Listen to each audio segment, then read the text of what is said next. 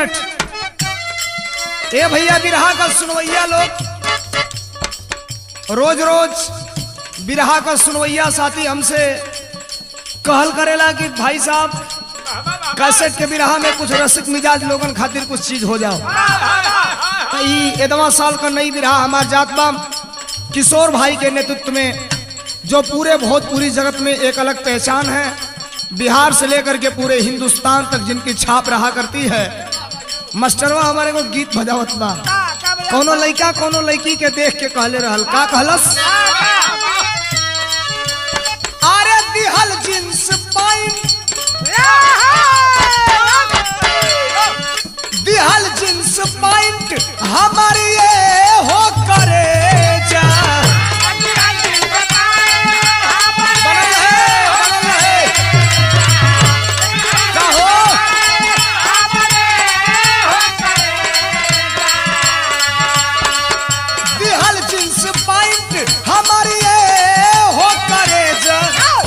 किरी का दिहलू, किरी का दिहलू, तो ऐसन आप डाउन कैलू, ऐसन आप डाउन कैलू, चैन किरी का दिहलू, ऐसन आप डाउन, अरे ऐसन आप डाउन कैलू, चैन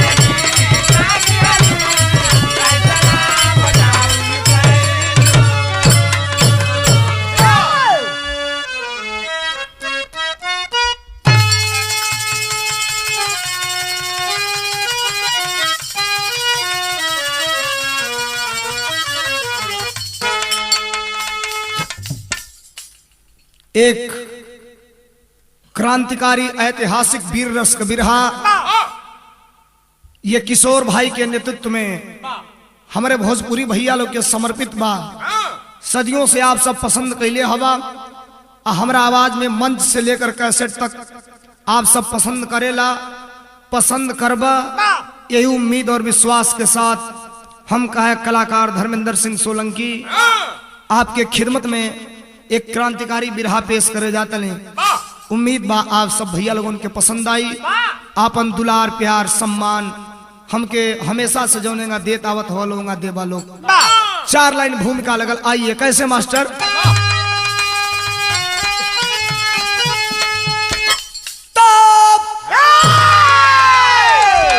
तो जिसके जीवन में सारी शहादत छिपी, अरे काट पे चलना जीवन का पैगाम है, लिख दिया जिंदगी देश के नाम से, अरे तो शेर सच्चा बहादुर व सरनाम है, अरे जुझ कर आधियों से सदा बागमा, तो अपने जीवन को मिट्टी बना ही दिया, अरे मिट गया गर्व मिटने दिया जो नहीं, अपने सरहद पे झंडा उड़ा ही दिया।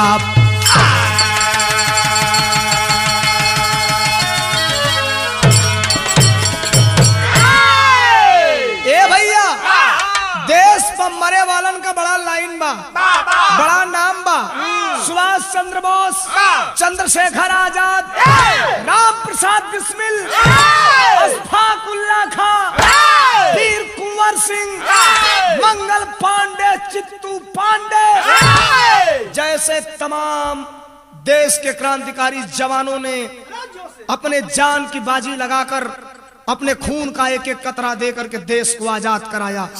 ठीक वैसे एक कहानी आपके सामने प्रस्तुत बा। उम्मीद बा आप सब भैया के पसंद आई। दिल दिमाग का कुछ हरकत है बिरहा में किशोर भैया, ये हमार कुछ अलग पहचान बा, अलग अंदाज का बिरहा में बड़ी खूबसूरत कव्वाली का टुकड़ा लगल। कैसे मालिक?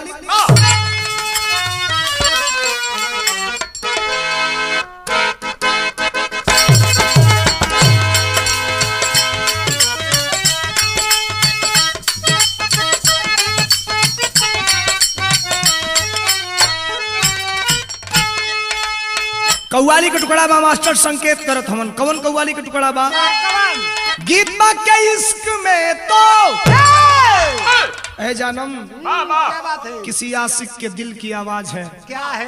कि इश्क में तो अरे इश्क में तो अरे हर चीज मिट जाती है। इश्क में हर चीज मिट जाती है।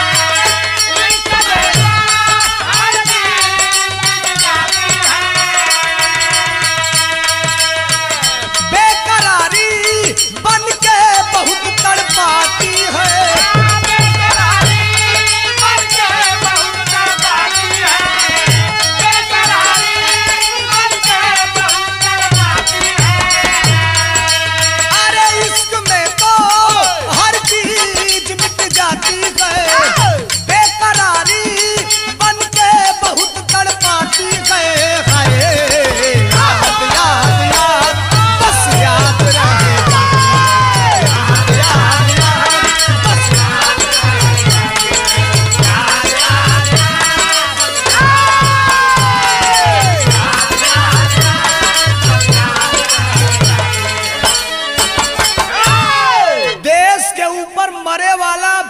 खातिर कवि जी बिरहा में बड़ी वजनदार बात लिखलन। का लिखलन बाबू? के कसम जो खा के कसम जो खा के अरे तिरंगे का सर झुकाता है।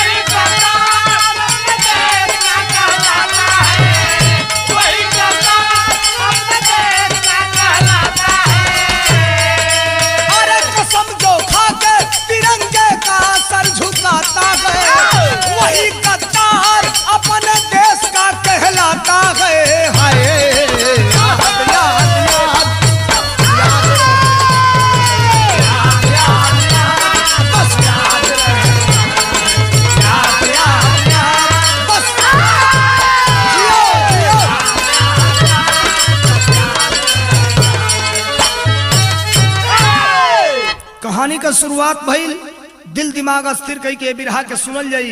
उम्मीद बा कहानी साफ साफ शीशा मतीनाथ के सामने तस्वीर जैसा नजर आई। कहानी का शुरुआत बा कैसे मास्टर?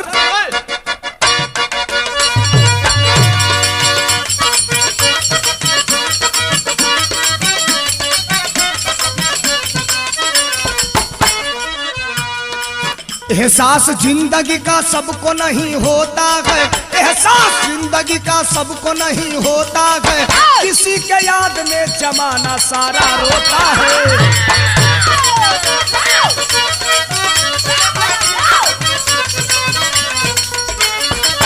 जवान श्यामलाल क्रांति की अंगड़ाई में जवान श्यामलाल क्रांति की अंगड़ाई में मार दिया गया बांग्लादेश की लड़ाई में।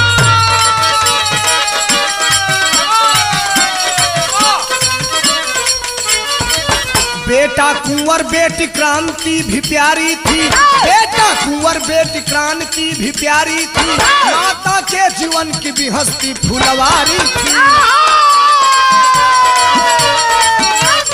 आजा ए भैया, जैसे भारत का राजधानी दिल्ली, उत्तर प्रदेश का राजधानी लखनऊ, बिहार का राजधानी पटना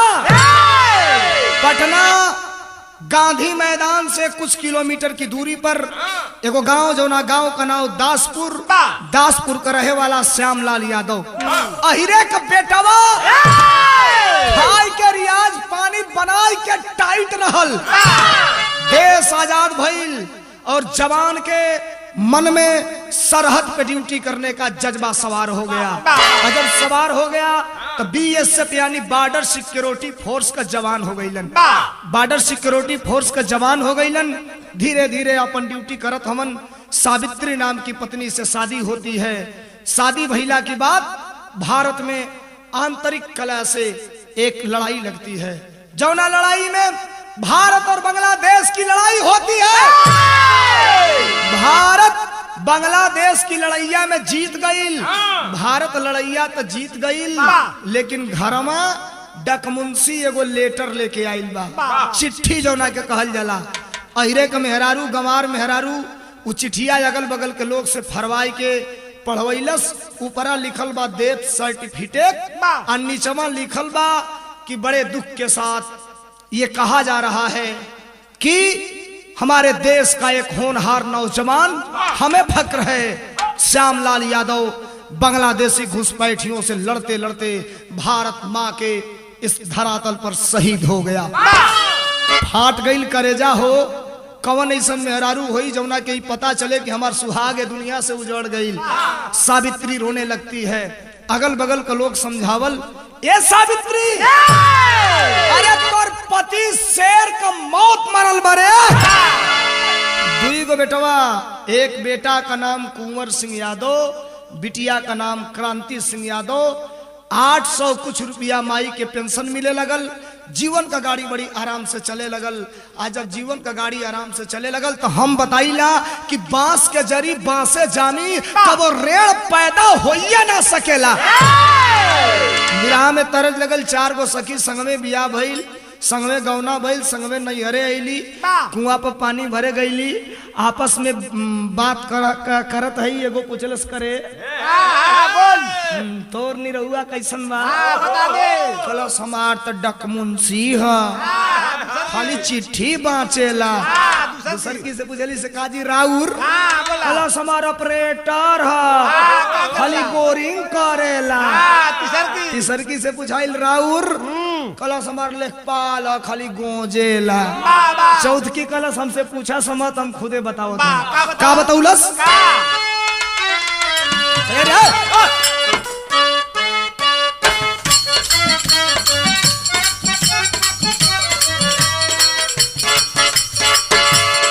मेहरारू बतावत बे, का बताउलस?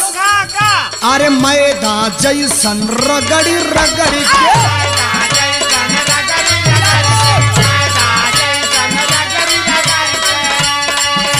अरे मैदा जैसन रगड़ी रगड़ी के, मैदा जैसन रगड़ी रगड़ी के। अरे पोरे पोर गरमाई दियो रे, अरे पोरे पोर गरमाई दियो रे। अरे सैया मिलल हलुवैया, ये भाभी जवानी जिलेबी बनाई। सैया मिलल हलुवैया, ये भाभी जवानी जिलेबी बनाई।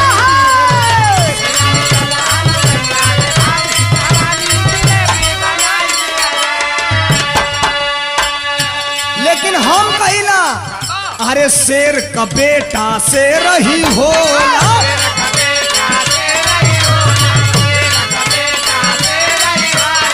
शेर का बेटा शेर ही बोला, कपोसियार ना कहाई भैया, कपोसियार ना कहाई भैया। अरे जेकर हिफाजत ऊपर वाला करेले, तब उदई में पूछौ बिगाड़ी भैया। जेकर हिफाजत ऊपर वाला करेले, तब उदई में पूछौ बिगाड़ी। जेकर हिफाजत ऊपर वाला करेले, तब उदई में पूछौ बिगाड़ी भैया। समय बीते लागल, और समय बीते लागल तब भइल का बाबू? अरे भइले सयान दोनों बेटिया बेटा।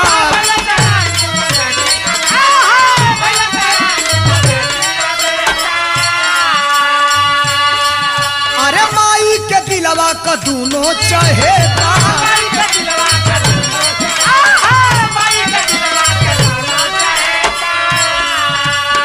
पढ़े लिखे स्कूल में जाए,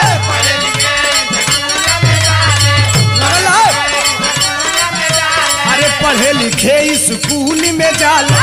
समय कब कैसा ना जाई भैया, अरे समय कब कैसा नहीं आ जाई भैया। अरे जेकर हिफाजत ऊपर वाला करेले, जेकर हिफाजत ऊपर वाला करेले।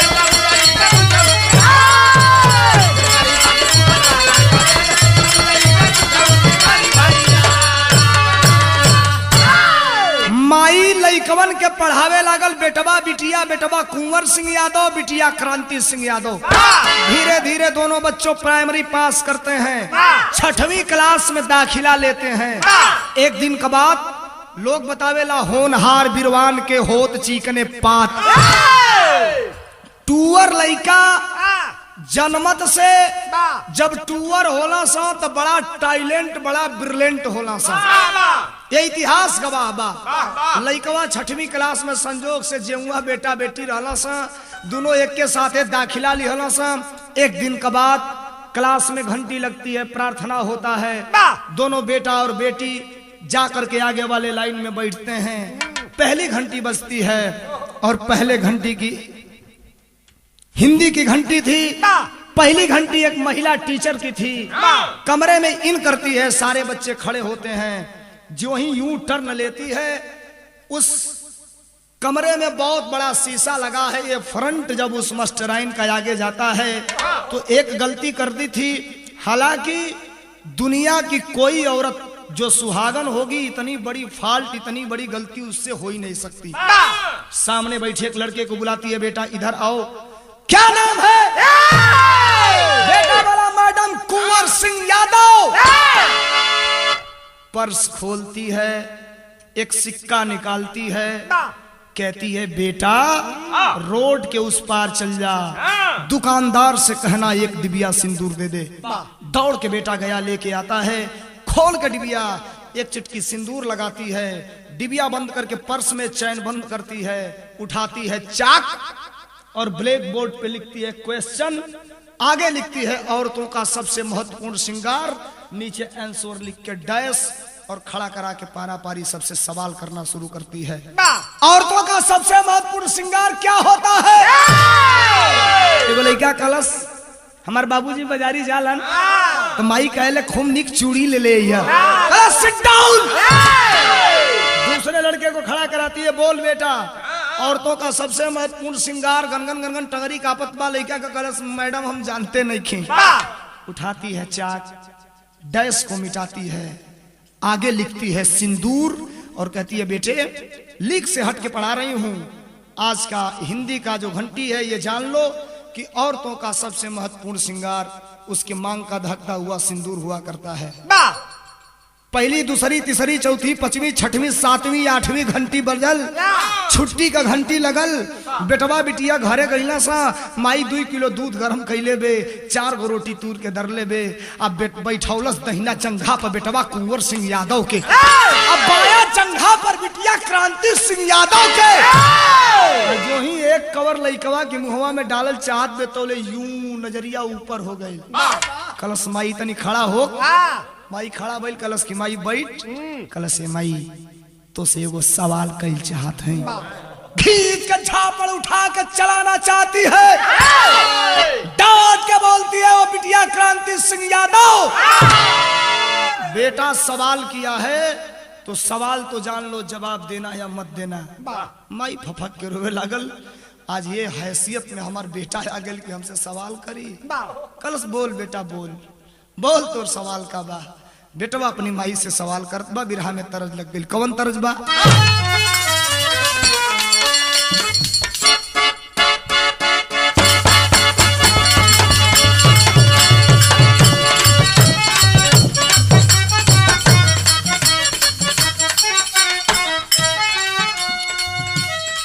गीत का लाइन बा मास्टर बजौलन। कोनो मेहरारू अपना मर्द के बारे में बतावत रहल। का बतौलस? ये बतौलस के पियावा अरे दुल्हा, अरे पियावा मिलल पालल मुंगवा देखे के सपनवा ये ननदो। जाड़ा की मौसम में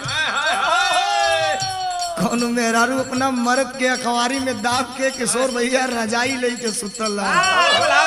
सवेर पर 2-4 गो मेहरारू वैली से कहली से का हो बड़ा लेट ले सुतल ठंडी में। कलश की आज तो 2 बजे जाग न गईली। कहली से का है तब बतावत बे। का बताऊले? कलश के पियावा अरे राजा जी, अरे दुल्हा मिलल बा मुतवैया भेला रजैया ये सखिया।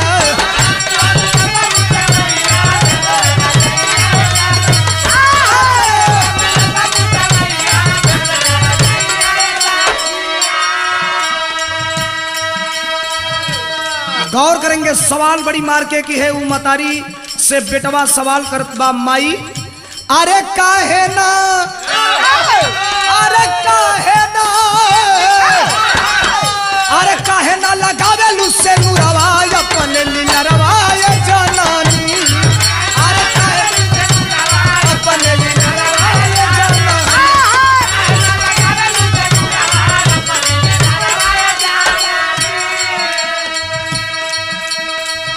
अरे सुनी के बचन फटे माई कही आरावा।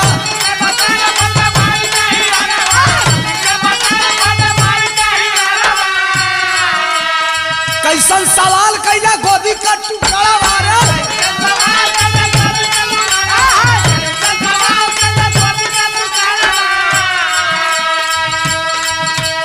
कालस के ये से पहले खा लेती महुरवा अपने लीलरवा ये जनानी। सवाल करता है बेटा माँ, क्लास की पहली घंटी और पहली घंटी में मास्टराइन ने पढ़ाया कि औरतों का सबसे महत्वपूर्ण श्रृंगार उसके मांग का दहकता हुआ सिंदूर हुआ करता है। तो हमार माई दुनिया का सबसे गरीब माई बका 8 आना का एक डिबिया सिंदूर मिली, एक चुटकी लागी तो 2 महीना चली। हमार माई ते बताऊ अपने मंगिया में सिंदूर काहे न लगावे ले रे। बड़ी गरीबी बात जवन 5 पैसा 10 पैसा हमन के देले ना उते मत दी है। वही पैसवा का सिंदूर कीन के अपने मंगिया में लगाऊ, जब औरत का सबसे महत्वपूर्ण ये श्रृंगार होला। फाट गई करजवा हो माई का। अकबरिया में दोनों बेटवन के पकड़लस, कलस की बस बेटा बस, एकरे आगे सवाल मत करिए। डांट के सवाल करता है, खबरदार। दुनिया का सबसे गरीब माँ और उस माँ का सबसे गरीब बेटा तुमसे सवाल करता है, सवाल का जवाब चाहिए। उठौलस झापड़ चलावे खातिर पकड़लस कलाई बेटा। कालस का हो, अरे दुआरी पर ले चल के ये कपड़ा उतरवाई के कांटा ऐसन डंडा से मार के पीट के छलनी कही दा। हम बोलब ना लेकिन हमारी सवाल का जवाब दे दा। अकबरिया में पकड़ लियलस दोनों बेटवन के, घर के अंदर का सिटकिनी बंद कर दियलस। फफक फफक के रोवे लागल। कलश की बेटा ते जवाब न चाहत ले रे। तले अब हम तो से बतावत नहीं। घरवा के अंदर गई एगो टूटहा बक्सा बा, ओमे एगो फोटो बा याचरा से पोछत करिखा जम गइल बा, लेके आइल। आ दोनों बेटवन के दहिना और बेटवा के बाया और बिटिया के बैठौलस। आ कलश के पहचाना से चीना तवा सब फोटो हुआ। तो लइकवा कलश की ना त कलश तोर बाप हो। कलश माई सवाल से अलग हट रही हो। मेरा सवाल कि अपने मांग में सिंदूर क्यों नहीं लगाती। कलश एक पगला अब तो यह न बतावे चलत नहीं। झरझर झरझर माई के आंख से आंसू बहत बा। आउ मतारी अपनी बेटवन से बतावत बे बिरहा में विदेशिया लग गई। कैसे मालिक?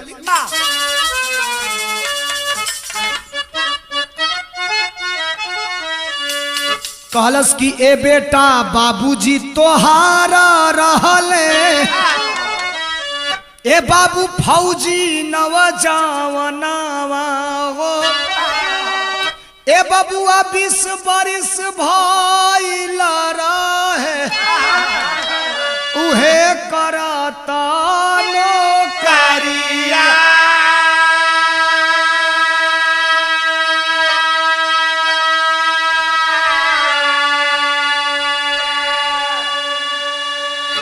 कलश में गंवार औरत हूं लेकिन ये जानती हूं तेरा बाप बॉर्डर सिक्योरिटी फोर्स यानी बीएसएफ का जवान था रे बेटा। सरहद पे ड्यूटी करते करते एक दिन भारत के ऊपर बहुत बड़ा संकट आ गया। क्या संकट आया?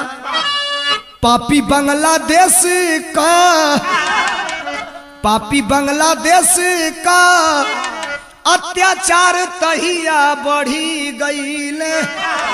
अरे गोलीबारी करे लागल उहे पापी बेईमानवा।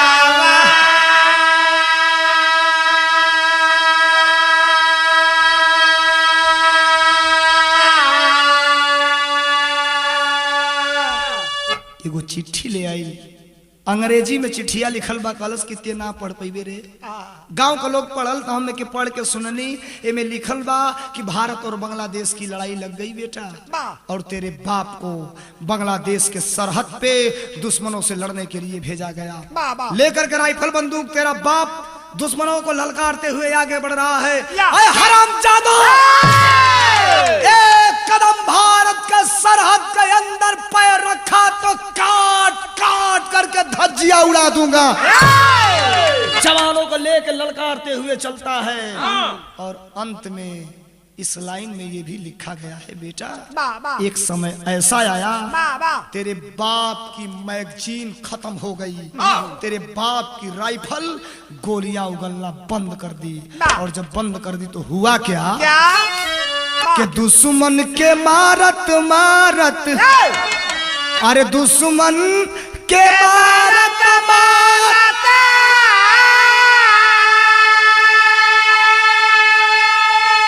ए बेटा खत्म भइली गोलियां।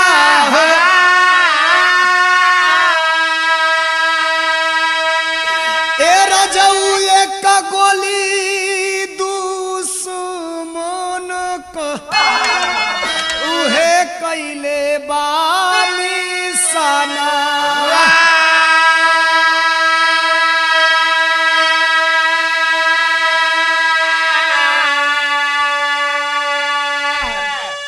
सरहद पे तेरे बाप की राइफल आग उगलना बंद कर दी, तेरे बाप के मैगजीन की गोली खत्म हो गई। ललकारते हुए आगे बढ़ता है, तब तक बेटा एक गोली आती है जो तेरे बाप के सीने को छेद करके इस पार से उस पार चली जाती है। और मैं हिंदू धर्म की नारी हूं, हिंदू धर्म के नारी होने के नाते ये हमारा रीति रिवाज है कि भारतीय संस्कृति के अनुसार जिस पत्नी का पति नहीं रहता वो पत्नी अपने मांग में सिंदूर नहीं लगाती है। बोल, अब भी तू कहेगा सिंदूर लगाने के लिए तो ले आ डिबिया के सिंदूर, और एक चुटकी नहीं बल्कि पूरे मेरे ललाट पे पोत दे बेटा। फाट गई करे जाओ बेटवा का कलश। माई बड़ा गलत कैली रे, तोरे जख्म पर नमक छिड़क देनी रे, माफ करिए माई, हम समझ ना पौली। माई दोनों बेटवन के गोदी में उठौलस आ कलश जब याद के पुराना याद के ताजा कइये दिहले तो ले एक हमार शर्त बा तोरे साथे। कलश कसम बा हमरे वदर का पैदा कैले का, कसम बा हमरे छाती के दूध का। ए बेटा जितना पढ़बे उतना पढ़ाई, जितना खइबे उतना खियाई। दुनिया का हर नौकरी कली है, डॉक्टर बन जाई है, इंजीनियर बन जाई है, चपरासी बन जाई है, लेकिन खाकी वर्दी शरीर पर फौजी वर्दी मत ले आई है। एगो माई के दिल का तमन्ना बा, पैर छोला से दोनों बेटा बेटी माई तोरे आदेश का पालन कइले। दिन बीते लागल, बेटवा high school intermediate bachelor of art यानी बीए की डिग्री फाइनल करता है। रोज का काम था पेपर बेचता था, शाम को ट्यूशनी पढ़ाता था, माई घरे मजदूरी करे अपने जीवन का यापन होत बा। एक दिन पेपरवा बेच के आयल तो कुछ पेपरवा घरे ले आवे पढ़े खातिर। अंग्रेजी एक पेपर आता है नवभारत टाइम्स, उस नवभारत टाइम्स में एक भर्ती निकली हुई थी भारत सरकार की। दो भर्तियां होती है हमारे वहां, एक पार्ट बाई पार्ट भर्ती और एक रैली भर्ती जिसको रेला भर्ती कहते हैं। रेला भर्ती रहल बनारस के अंदर। आ देखवा लोग कहेला कि कोट करा चतुराई विधि का लिखल मेट ना,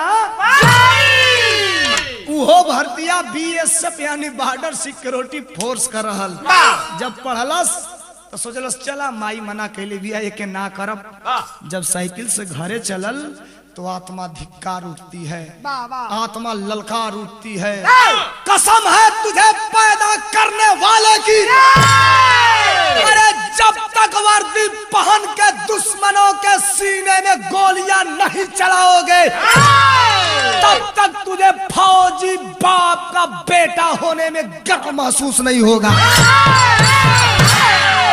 घरे आइल माई से कहलस हमके 25 गो रुपया दा। माई कहलस की बेटा 50 गो ला, लेकिन तनी बताव करब का। लइकवा कहलस नौकरी खोजे जात है। माई कहलस धन्य हो प्रभु, अब्बो से तो बेटवा के सहूर आइल। 25 रुपया माई दिहलस। आ बेटवा जब ले के चलल, आ जब चलल बा बाबू तब बिरहा में तरद लग गई पेवर बीर रस का। कमन तरद बा?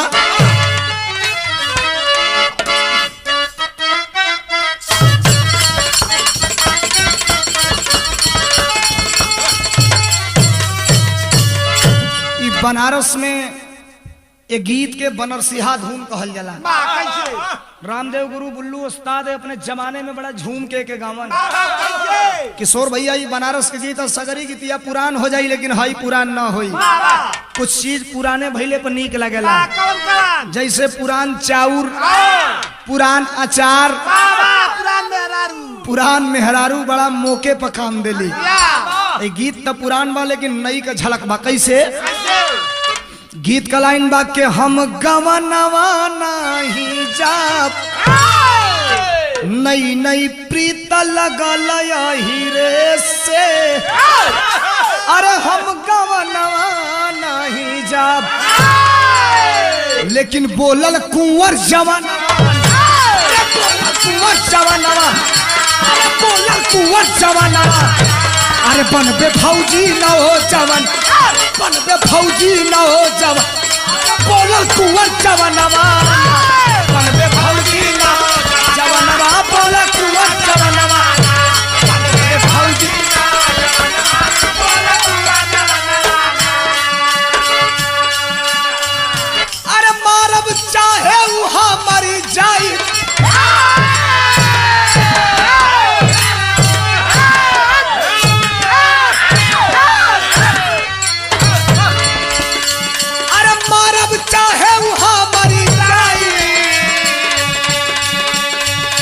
अरे तोड़ब दुश्मन का तनावा, अरे तोड़ब दुश्मन का तनावा, अरे तोड़ब दुश्मन का तनावा।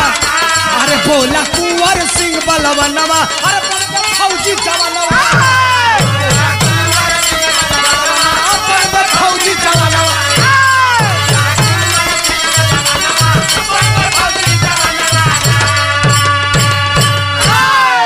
आता है सोचते विचारते बनारस के अंदर भर्ती का आज से शुरू हो गया है मजमा। कई हजारों अभ्यर्थी लाइन लगाए खड़े हैं। ये भी लाइन लगा के खड़ा हुआ, सारा प्रक्रिया पूरी की गई और उसी दिन शाम को माइक से अनाउंसमेंट किया जाता है कि अभ्यर्थियों को सूचित किया जाता है कि इस भर्ती का रिजल्ट आज के तीसरे दिन इसी ग्राउंड में या तो चार्ट के द्वारा या तो माइक के द्वारा सुनाया जाएगा।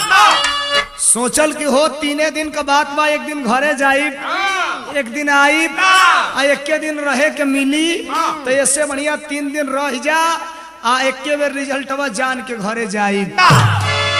रोज बनारस के प्लेटफार्म पे रात को सोता था, दिन में 80 घाट से लेके संकट मोचन से लेके लंका जैसे जगहों पे घूमता था। आज चौथा दिन बा, ग्राउंड में गई लो, करीब पहले में कई हजार लड़का लाइन लगौले हो। सबेरवे का खड़ा खड़ा तिजहरिया हो गई। जब ओकर लाइन आइल, रोल नंबर के हिसाब से नंबर आइल, तो चार्ट देखत बा अखिया पे विश्वास नहीं के होत। 5 मिनट बीत गए, पिछवाला कहलस की जल्दी हट, बड़ा टाइम ले लिया। कहलस की भैया तो नहीं पढ़ के बतईबा का लिखल बा, तो कहलस यार तोर नाव ना है, ए पर लिखल बा कुंवर सिंह यादव। दौड़ के गईल, जाके जमीनिया पर मुड़िया पटकलस, धर दे आ ऊपर वाला के कहलस बाहरे मालिक, अरे तू तक गजब का दिहला हो। बिरहा में टेरी लगल कैसे?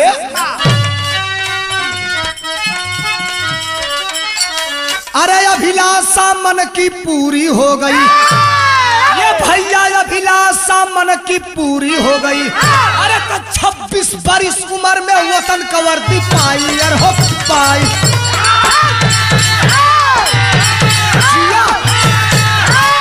शेर हवा 26 बरिस उम्र में वतन का वर्दी पाई, अभिलाषा मन की पूरी हो गई। गौर करेंगे बाबू, चुन लिया गया था भारतीय सेना में बीएसएफ यानी बॉर्डर सिक्योरिटी फोर्स के लिए।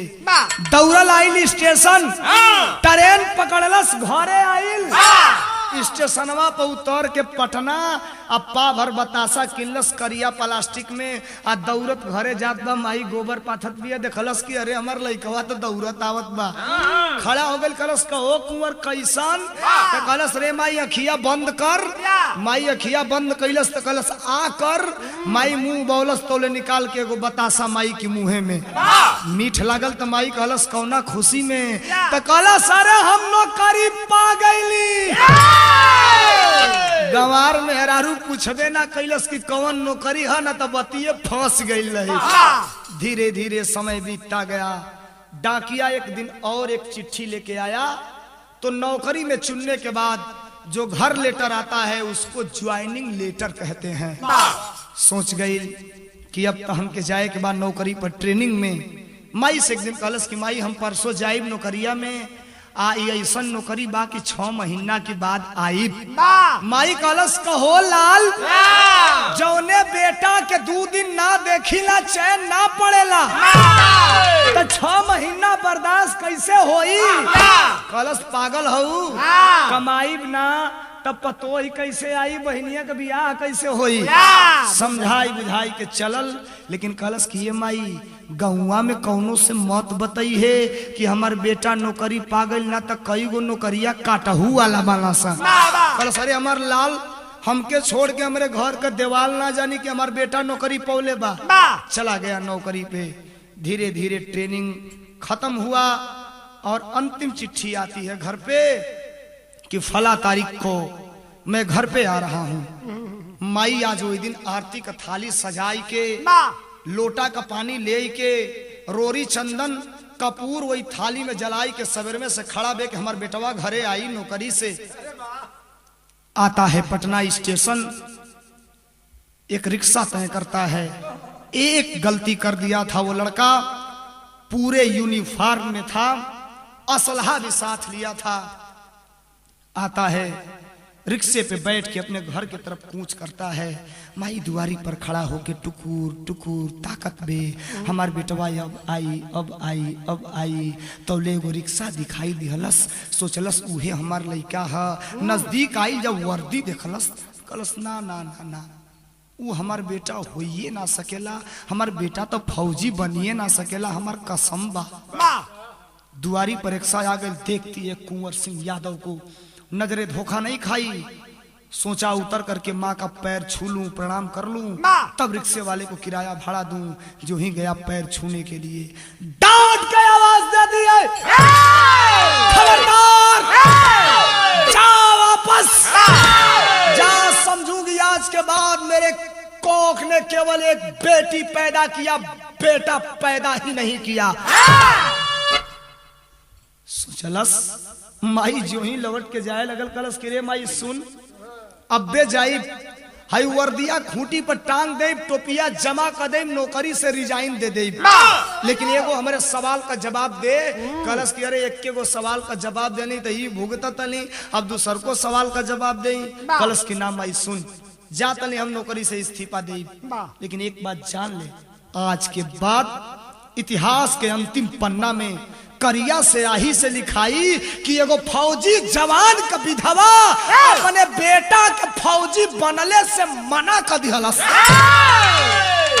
माही घूमल पकड़ला सकवारी में, कहलस तू पागल हवा हो, अरे पढ़ल लिखल ना है लेकिन तो से अधिका दिमाग रखीला, तोरे नौकरिया से डर नहीं खेरे। है वर्दिया इतना जालिम है कि जौनेगा तोरे बाप के हमसे छीन ली हलस, डर लगा था कहीं तोहू के छीन ले तो हमारे अर्थी के कंधा देवे वाला के बची। कलस करे बस इतने से डरा तले। अरे माई, अरे तोरे दूध का ताकत इतना ये शरीर में बारे माई कि दुश्मन साला का कौनो गोली ए सीना के छेद के ये पार के वो पार होइए ना पाई। बस माई के मनौलस, छुट्टी बितौलस, चल गई फिर नौकरी पर। भारत में बिरहा सुनने वाले साथी बहुत बिरहा सुने के मिलल होई, लाखों बिरहा सुन ले हो बालोक, लेकिन बधाई और धन्यवाद देता हूँ, प्रणाम भी करता हूँ बड़े भाई किशोर जी को, जिनके नेतृत्व में मैं इस बिरहा को गा रहा हूँ। भारत में सत्ता परिवर्तित हुई, तीसरे मोर्चे की सरकार बनी, एचडी देवगौड़ा देश के प्रधानमंत्री बने। सरकार पूरा कार्यकाल नहीं की पाई, गिर गई, मध्यावधि चुनाव हुआ, अटल बिहारी वाजपेयी देश के प्रधानमंत्री बने। और जब देश के प्रधानमंत्री बने तो भारत के ऊपर एक खतरा मंडराना चालू हो गया। कौन खतरा रहल बाबू? बिरहा में पहपट लग गई। कैसे?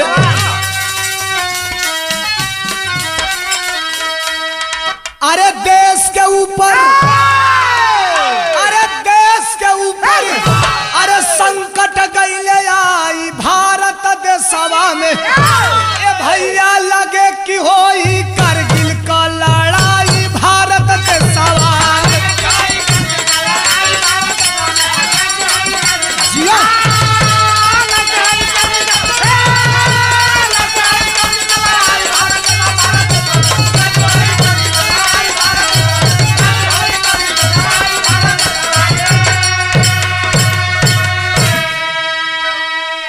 भारत में पाकिस्तान का इतना आक्रमण शुरू हो गया, रोज गोलीबारी शुरू हो गई। देश का हर बच्चा हिंदू, मुसलमान, सिख, ईसाई ये आवाज देना चालू कर दिए कि अब पाकिस्तान से लड़ाई यार पार की होनी चाहिए। भारत के प्रधानमंत्री को अकल आती है और कारगिल लड़ाई का ऐलान करते हैं। जब ऐलान करते हैं तो इसी कुंवर सिंह यादव को द्राक्ष बटालिक सेक्टर में दुश्मनों से लड़ने के लिए भेजा जाता है।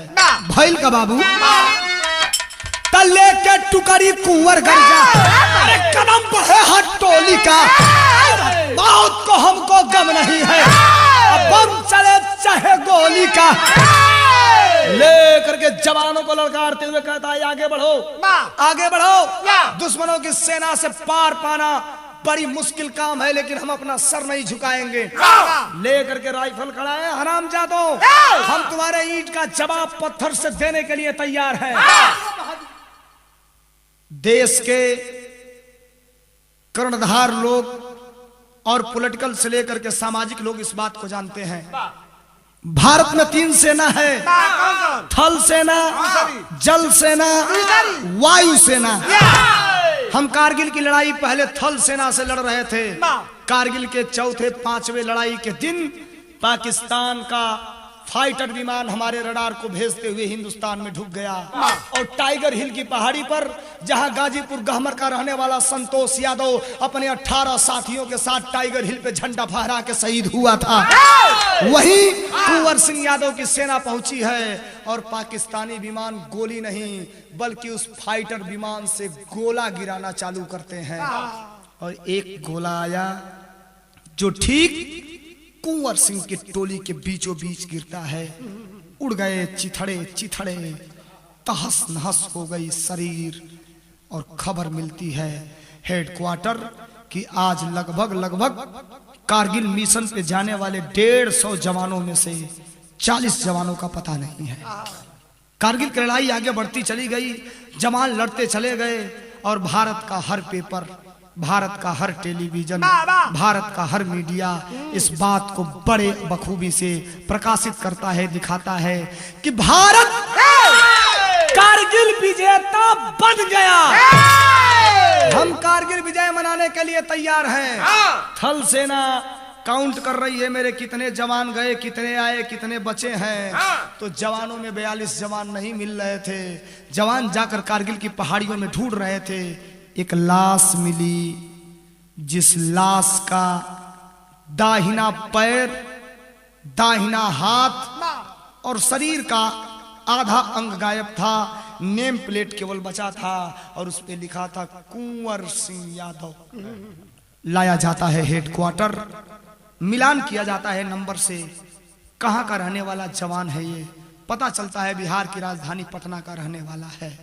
खबर आती है पटना जिले के डीएम के पास तुम्हारे जनपद का एक जवान शहीद हुआ है। कल 11 बजते पटना एयरपोर्ट पे लाश जाएगी, अंतिम संस्कार की तैयारी करवा देना।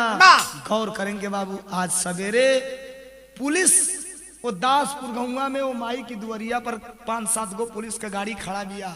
मतारी घर में से निकलल कलश करे हमार बाबू कोनो बड़हन अधिकारी हो गईल का? इतना पुलिस हमारी दुआरी पर काहे आइल बा? कौन बताए उस माँ से कि रे माँ, तेरा बेटा तो इतना बड़ा अधिकारी हो गया कि दुनिया में उसके बाद कोई रैंक, कोई पोस्ट ही नहीं बचा है। बिना में आल्हा लगल, बताओ लगल कैसे?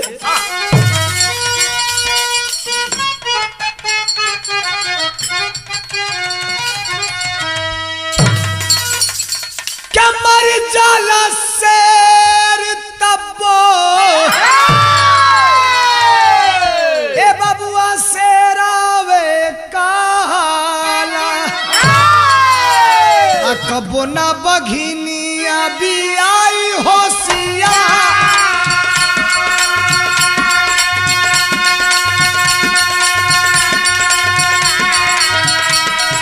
अरे करगिल विजय का मनावे सब लोग।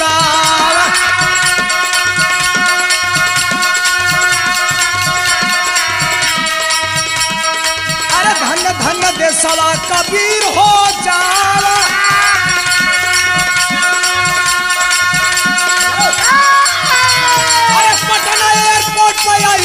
बलसिया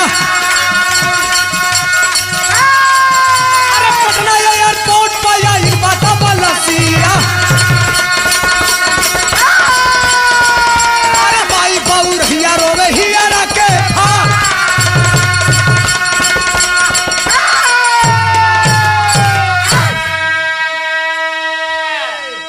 बिरहा खत्म नहीं है 1 से 2 मिनट, लेकिन बिरहा का मेन टर्निंग पॉइंट यहीं से शुरू होता है। पटना एयरपोर्ट पे लाश आती है ताबूत में बंद करके, और डीएम और एसपी दोनों लोग लाश को लेकर के बड़ी वाली गाड़ी में ताबूत रखी है, हो सायरन बजाते हुए उस दरवाजे पे पहुंचते हैं। गांव के लोग एकत्रित हैं, ताबूत उतारी जाती है, और जो ही उतार के रखी जाती है बउरहिया माई पागल हो गई।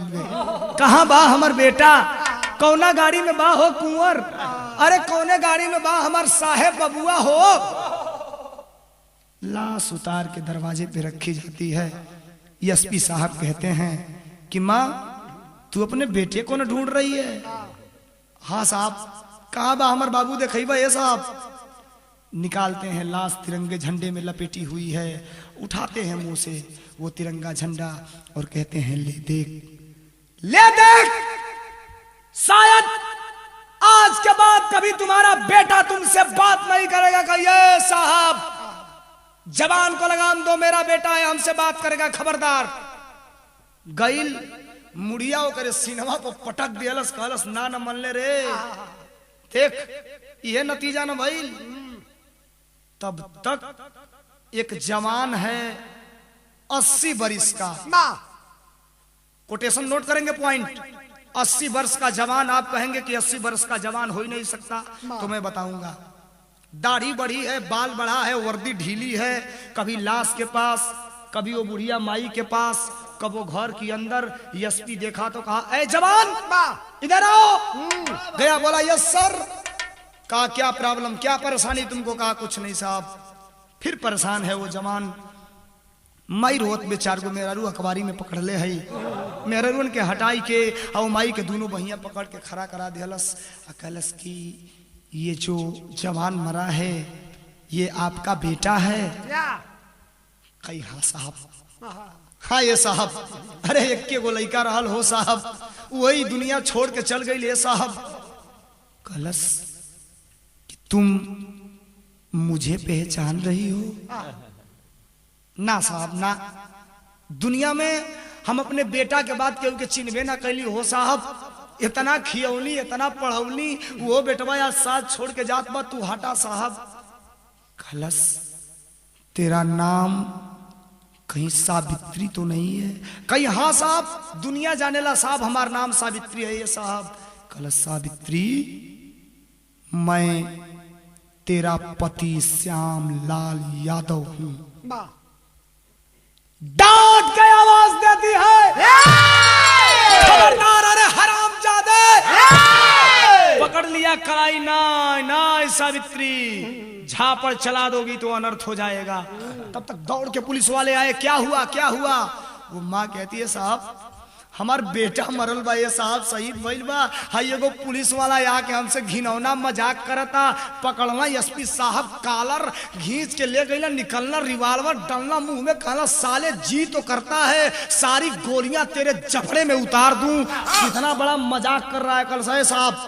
कॉलर छोड़ छोड़ साहब कॉलर। छोड़ा एसपी कॉलर तो कहा सुनो अनर्थ हो जाएगा साहब, तुम नहीं जानते हो मेरा नाम श्यामलाल यादव है और वो मेरी पत्नी है। गांव को लोग कल इस साला पुलिस वाला पगलाई मार लाठी सरे कर दिमाग सही होके ले कर लाठी दौड़नस कलस है गांव वालों।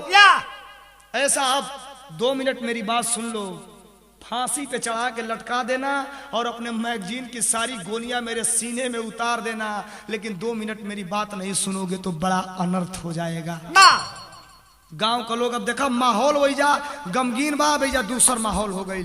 गांव का लोग घुरिया के खड़ा बा, सिपाही पुलिस डीएम एसडीएम एसपी सारे लोग खड़े हैं और कहा हाथ जोड़ के निवेदन करता हूं 2 मिनट बोलूंगा, बीच में कोई नहीं बोलेगा। लोग कल बोलो जल्दी बोल।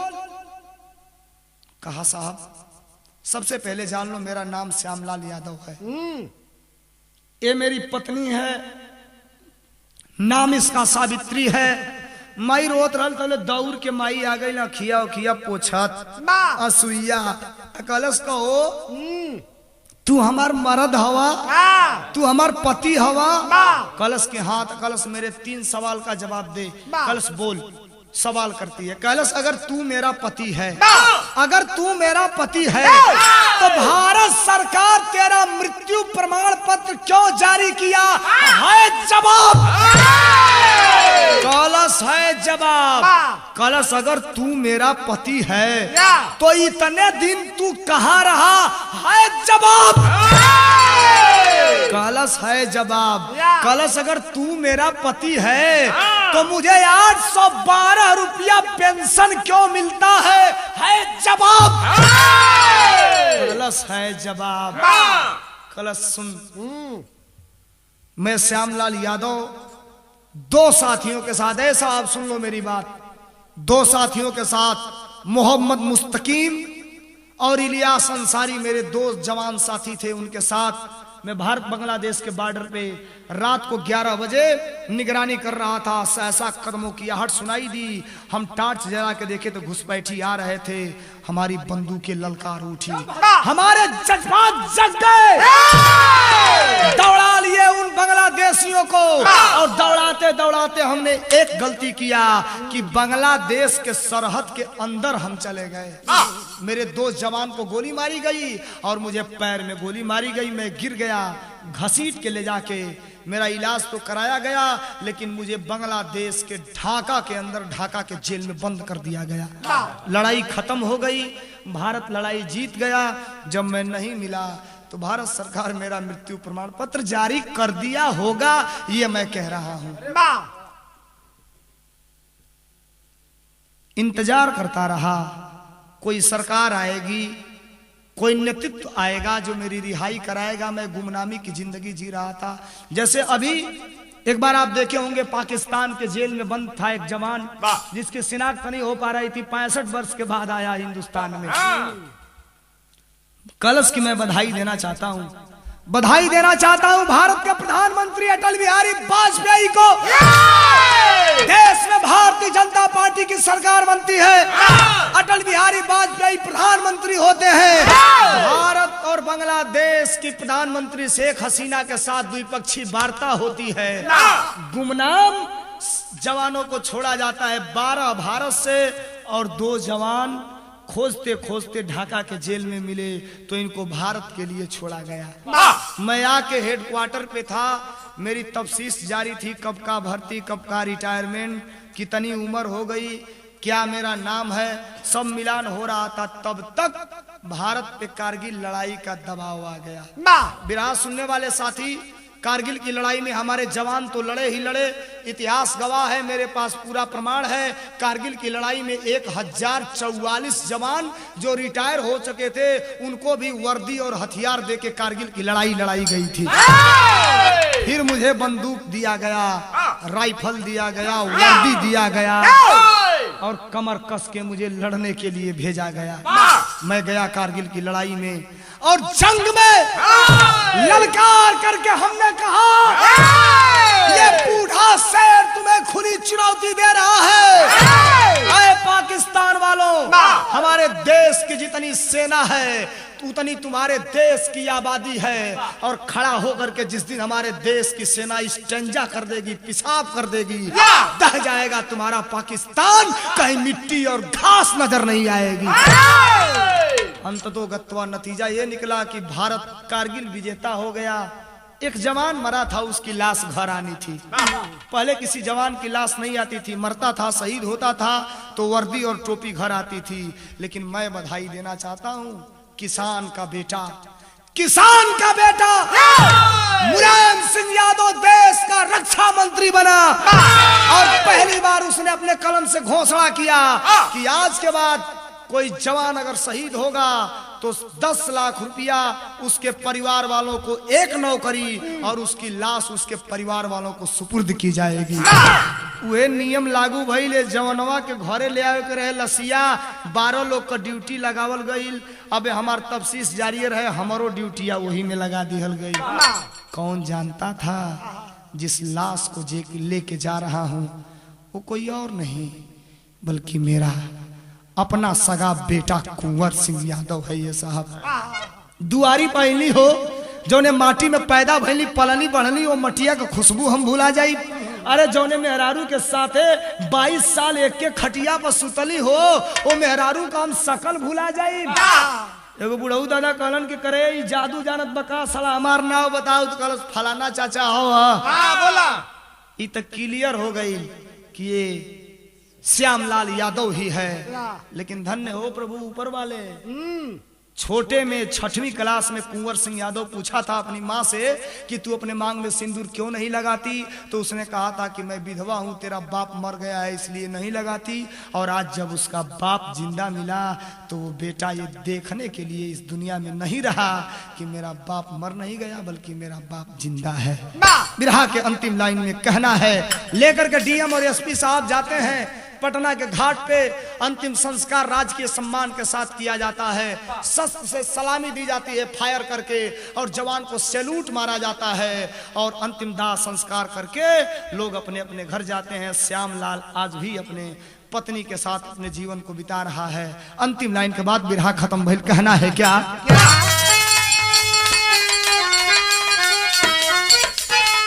अरे श्यामलाल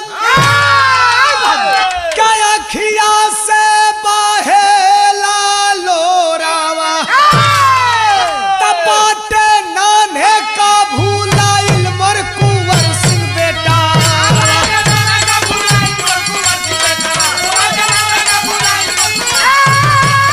चलो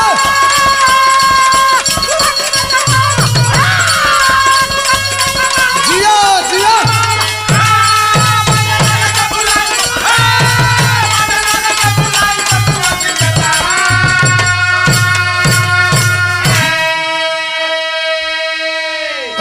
सावित्री श्यामलाल के तपाई के दुखना सहात बाटे बेटा के गवाई के।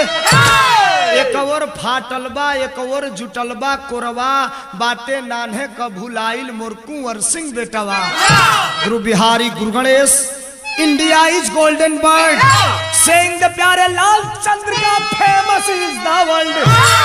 अभिलाषा मन की पूरी हो गई।